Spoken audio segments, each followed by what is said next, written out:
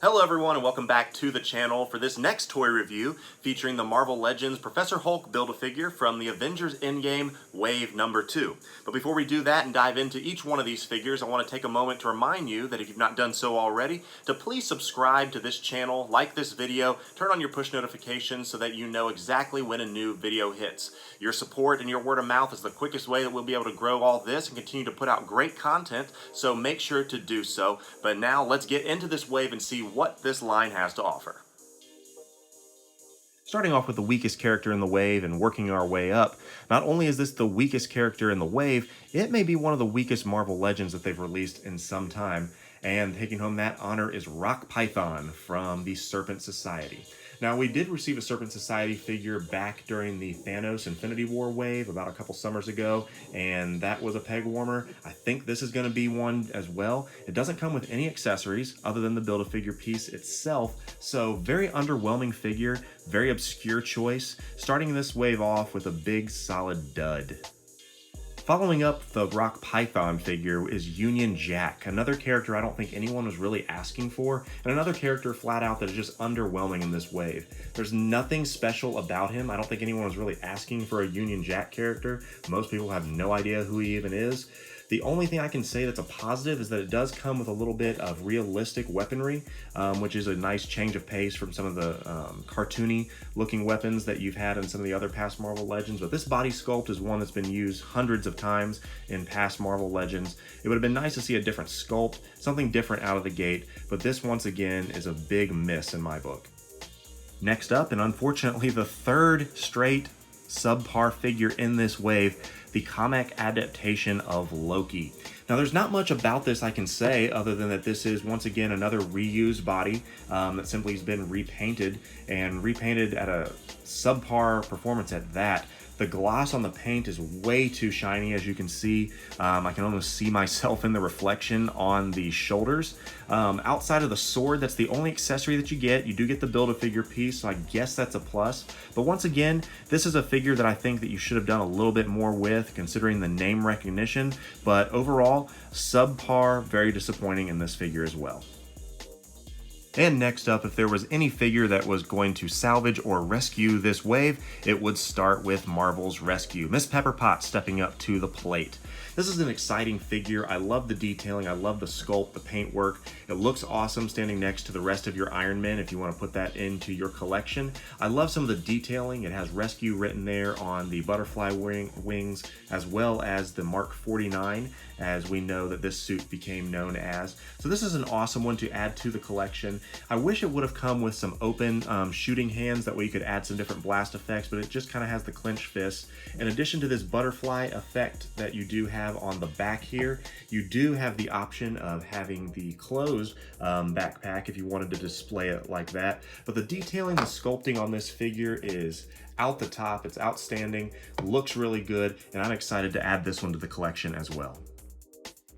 Next up, we have one of the coolest figures in the wave, in my opinion, that being Beta Ray Bill. Now, at first glance, you may notice that he looks a lot like Thor. That's because he comes from the same universe and the same world. And if rumor has it, he may be making an appearance in a Marvel film in the not too distant future. But overall, this is a really neat sculpt. I love it from the top half up. The bottom half looks to be the generic kind of like Venom legs. But other than that, really neat head sculpt, really neat costume hammer. He does come with the two Hulk Build-A-Figure heads, and a lot of people have been using those for customizing simply because they look so good, but we'll talk about that in the Build-A-Figure portion of this video. But this is a solid pickup, a solid addition to the collection, and a great addition to this wave.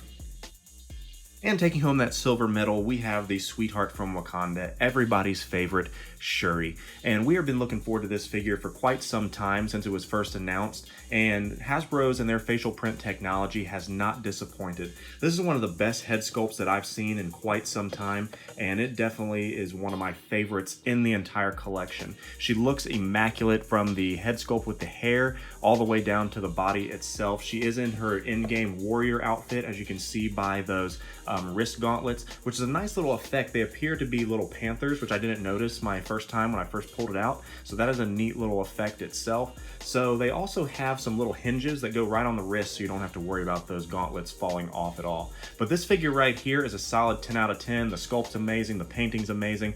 The pictures of the camera just really don't do it justice. This is a one that you definitely want to add to your Wakandan lineup. And rounding out this wave, we have Marvel's War Machine taking home the top prize. When this wave was first announced, people wondered if War Machine was actually going to be the Build-A-Figure because of how big and bulky it is. Not only is it not the Build-A-Figure, but it actually is the figure that is double packed in the case. So hats off to Hasbro for thinking through that, knowing that people would really want to pick this one up to add to their collection. But as I said, it's big, it's bulky, it's imposing. It has the shoulder cannons, it has the arm cannons. If you do happen to have any of the other Iron Man accessories, such as these blast effects, they do slide into the peg holes here quite seamlessly to give you a really cool action scene, and you can add that to your display, your collection, your photography. As I said, it's big. Here is Rocket here for scale, just to give you an idea if you do want to create that final scene from Avengers EndGame. This is an awesome figure to finish up this line with, but now that we have looked at all the figures, let's take a moment to see just how that Build-A-Figure Professor Hulk actually stacks up with the rest of the line. And finally, we arrive at the Build-A-Figure of this wave, that being Professor Hulk. Now you may be looking at him and say, well, that looks like normal Hulk. And that is my thoughts exactly. I know the goal was to make him imitate the way he looked during the Battle of New York during Avengers Endgame. The only way you can tell this is Professor Hulk is simply by the amazing head sculpt. I will give you that. It looks just like Mark Ruffalo's version of him, and he does have the gray around the ears next to the head there.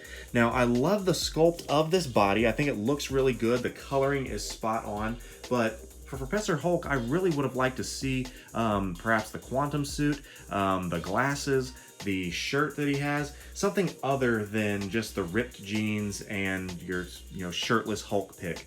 Now, for comparison, this is the other Hulk that is from the Hulkbuster 2-pack. As you can see, it definitely bears a much more striking resemblance to the Hulk that we know as Mark Ruffalo, but as far as size and comparison, they pretty much are identical. I do like the pants a little bit more on this as opposed to this interesting quantum suit pant that Rage Hulk is wearing there. But overall, decent Build-A-Figure, but if this is Professor Hulk, I'd have liked to have seen a little more than just Hulk with the Professor Hulk head.